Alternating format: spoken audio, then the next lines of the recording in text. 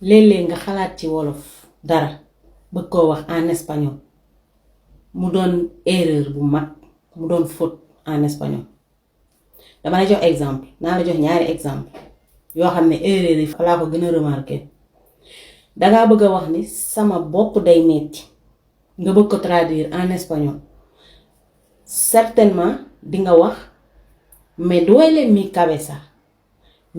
mi cabeza parce que yow ci olof yaa ngi xalaat ni sama bopp mooy mi cabeza donc boo bëggee wax sama bopp day metti nga ni me duele mi cabeza te kenn du wax me duele mi cabeza c'est une faute très grave kenn du ko wax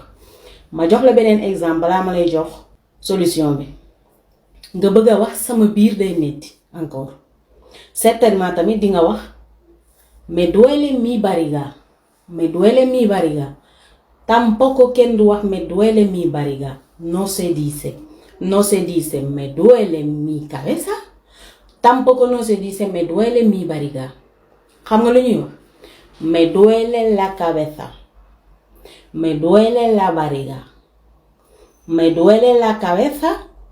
me duele la barriga d'accord ciao babies.